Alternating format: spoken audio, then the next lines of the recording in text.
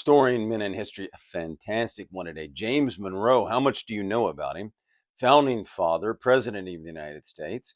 And we're going to read some of his inaugural address. But first, we're going to introduce him because, unlike John Adams and Thomas Jefferson and George Washington, he may not be known as well. So he was a great Virginian and walked anew and worked with Thomas Jefferson, James Madison, and all the great Virginians. Or many of the great Virginians. You want to know America, know history, and know the founders.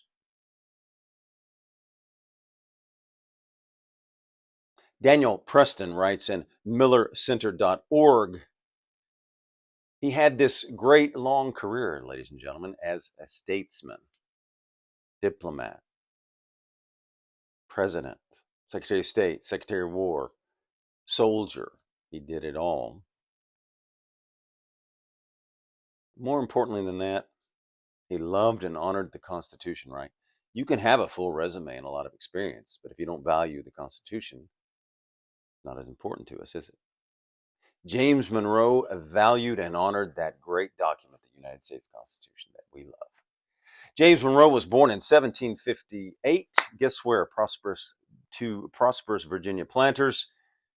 And of course, he was a Virginian, and the Virginians did so much for this country and gave so much. His parents died, though, when he was a teenager, so you have a choice in life as a man. Will you go on or will you quit? Will you go forward or will you be a victim? Today, psychologists and others will tell you just sit and talk about your problems. But James Monroe took initiative, took action, moved ahead in life. He enrolled at William and Mary College in 1774. Almost immediately, he got involved in the revolutionary activities. And this is a pretty amazing story. This is a great story if you know it, Brian Kaiser. Group of classmates, he took him and got involved, and he raided the arsenal of the British governor's palace. Amazing. And you know what he got? He left with something. What did he take from there? He left with 200 muskets and 300 stores. That's amazing. Now, when we're growing up and kids, we all want to do something like that. We all want to be involved in the revolution. We're reading about these Patrick Henry and all these great guys, and we want to be those guys. He was one of them. In school, captures 300 swords, 200 muskets. Can you believe that? Is that fantastic? History is magnificent, isn't it? So, what did he have? What did he display there? He showed courage, manly virtue. He showed initiative, manly virtue. And that's what we want you men to have, manly virtue, so that you can defend the Constitution peacefully.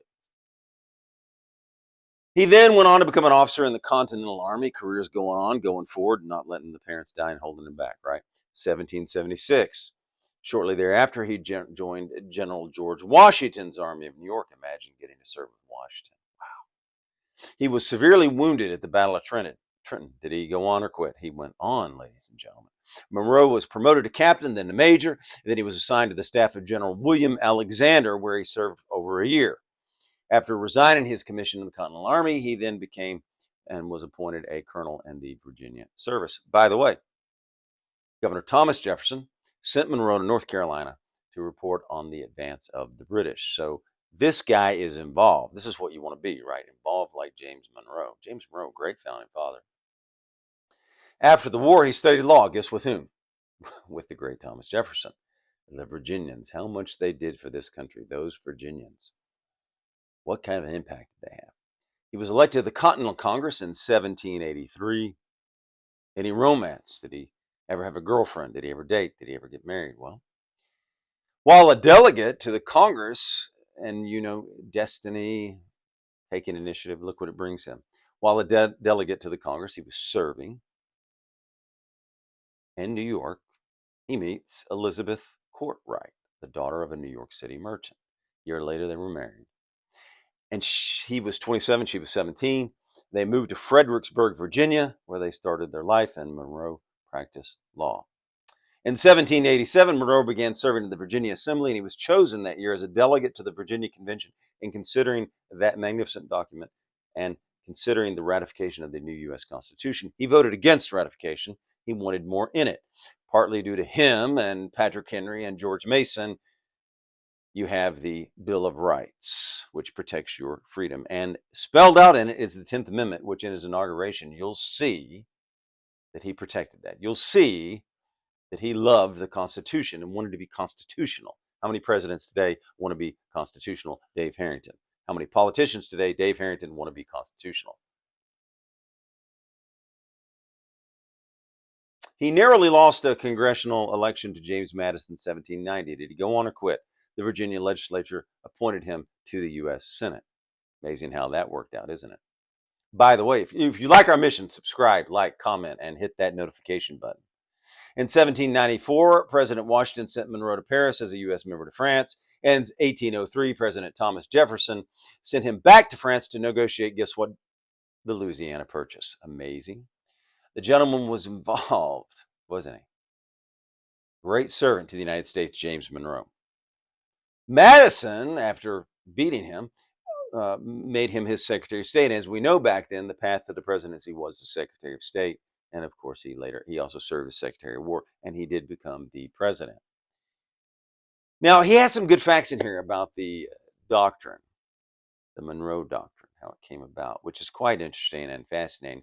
And here's the story of the Monroe Doctrine. So, there's a problem with the Indians, the Seminoles, down in Spanish Florida.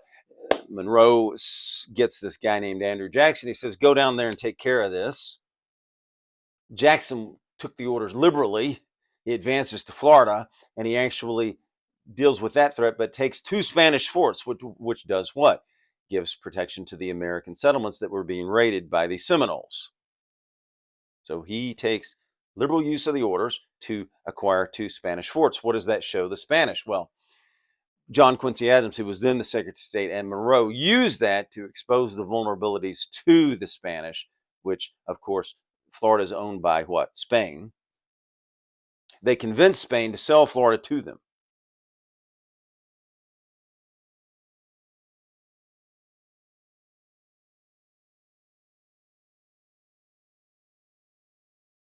Now, here's where the Monroe Doctrine comes in. And Daniel writes, as Spain's dominion in the Americas continued to disintegrate, revolutions throughout the colonies brought independence to Argentina, Peru, Chile, Colombia, and Mexico. So, when European powers threatened to form an alliance to help Spain regain its lost domains, Monroe, with John Quincy Adams, Secretary of State, said, I don't think so. They declared that America would resist European intervention in the Western Hemisphere. He announced it in the President's Message on Congress on December 2nd, 1823. Thus, the Monroe Doctrine. His presidency began in 1817, lasted until 1825.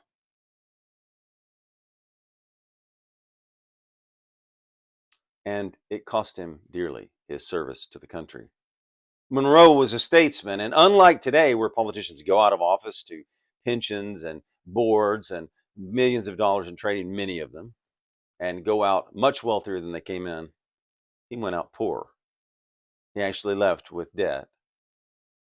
And after his wife died in Virginia, he had to move up to New York and lived with his daughter. So the man paid a price for your freedom. And these founders, a lot of them did that for you to have the Freedom Day. So whose turn is it now? It's ours, right? We have to do what the James Monroes did, what the Patrick Henrys did.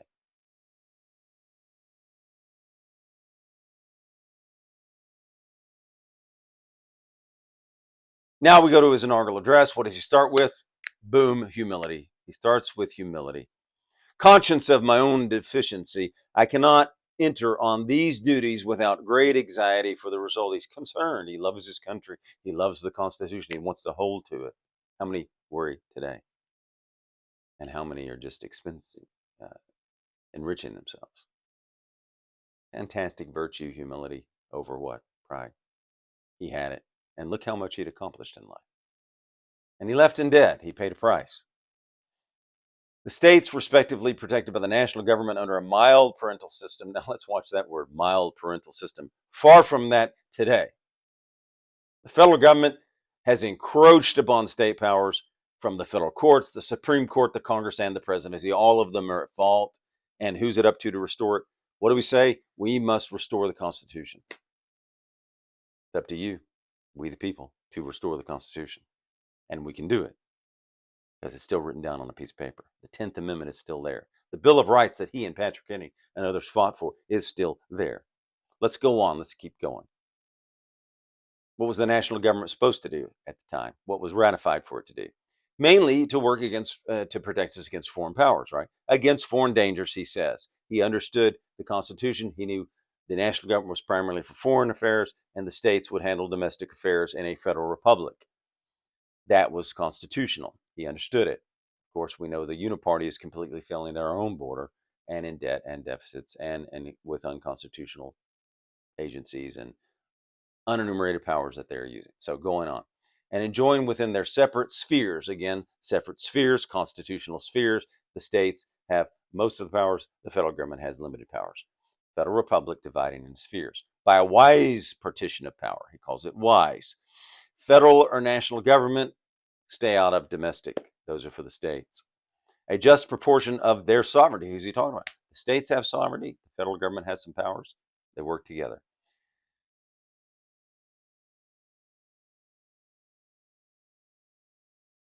And he goes on to say, have improved their police. Who's improved their police? The states. Where did police powers reside? In the states. He understood that. Many don't care or don't know today that police powers are reserved to the states. That was what was ratified. Extended their settlements and attained a strength and maturity which are the best proofs of wholesome laws well administrated. So he believes the states are doing a good job with their domestic laws. And if we look to the condition of individuals, what a proud spectacle does it exhibit? Proud of the states and how they're handling themselves. It's working right now, right? It's working for your freedom. What do the states do? They protect your freedom from the national government. Whom has oppression fallen in any quarter of our union? He's talking about the citizens. Who has been deprived of any right of personal property? He's talking about protecting the citizens of these states. See how he's judging good government? Protecting private property. Look how much they take now with inflation, spending, deficits, costing you more at the grocery. The national government just spends, running your cost up, you lose, and some people in the federal government and their buddies win, right? You feel the national government is taking care of you today or staying out of your way? Regulations, EPA, unconstitutional agencies. Think how much that's costing in goods.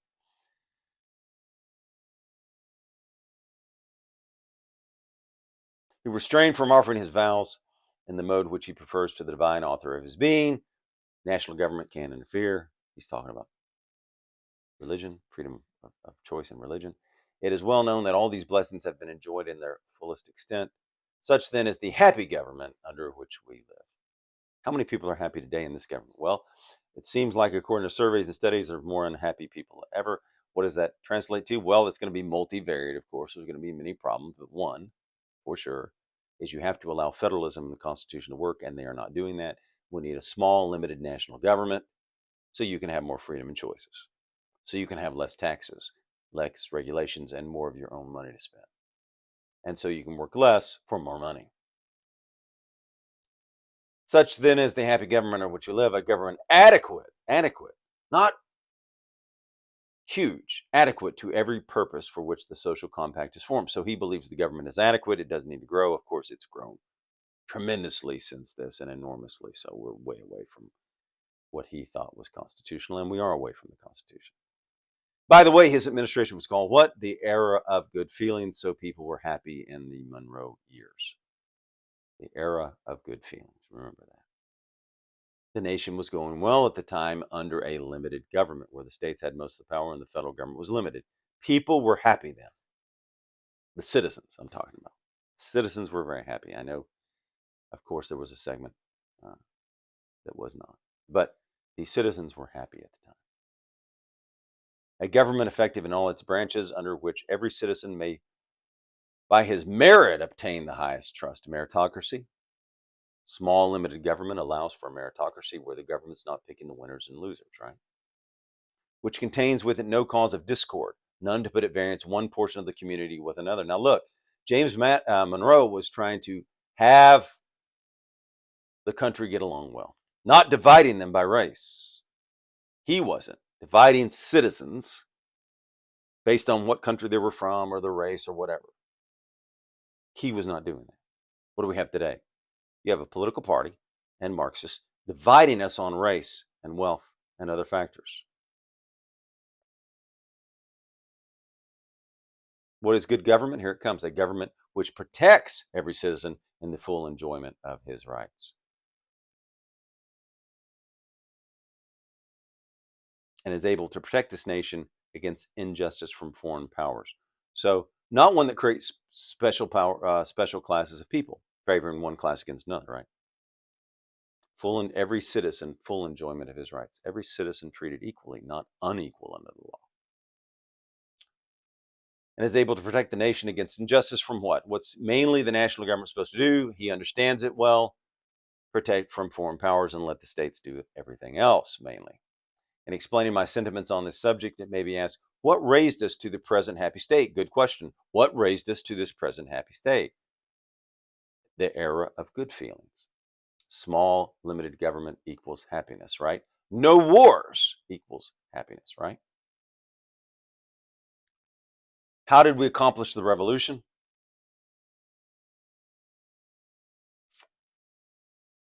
How remedy the defects of our first instrument of our union? By infusing into the national government sufficient power for national purposes, and here comes, without impairing the just rights of the states or affecting those of individuals. So, you're going to have your unalienable rights. The states and the people, John Wilson, are going to be protected, right? And those powers are going to remain with the states and the people, the 10th Amendment. Clearly, this is the division he's talking about. Limited government brings happiness. Spheres bring happiness. You don't want too big of a federal government. A lot of regulations, a lot of taxes will bring you misery. Sufficient power, not extravagant power, not tyrannical power. They had just gotten away from a king, right? And the parliament. So they didn't want any more of that. Imagining the just rights, what does he talk about here? Just rights of whom? Of the states. So he understood states' rights. He understood the Constitution. He understood the 10th Amendment because he'd fought for it. See how Monroe has a respect for that document, the Constitution.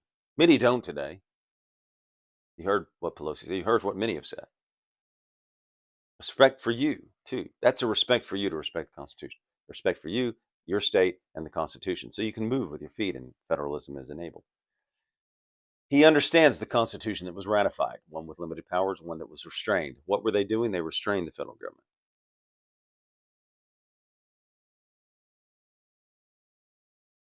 How sustain and pass with glory through the late war. And here comes the credit. Who's he going to give the credit to? The government has been in the hands of whom? Here he's going to give is he going to take credit? Is he going to give it to someone else? Here's what he does. Here's what he says. Watch and listen. The government has been in the hands of the people, to the people, and it's still in your hands today, ladies and gentlemen. You still have the power. You have dominion over this country. Don't let anyone else tell you differently. And you still have the Constitution if you protect it, if you restore it. To the people, therefore, and to the faithful and able depositories of their trust is the credit due. He has a faith in the American people. We have a faith in you, the American people. So notice he doesn't say it's the Congress, doesn't say it's the National Congress, national government, doesn't say it's the courts by any means. It says it's you, the people. The credit belongs to you, the people, and it can if you do what we need to do. Win with ideas and action peacefully. Win with ideas and action peacefully.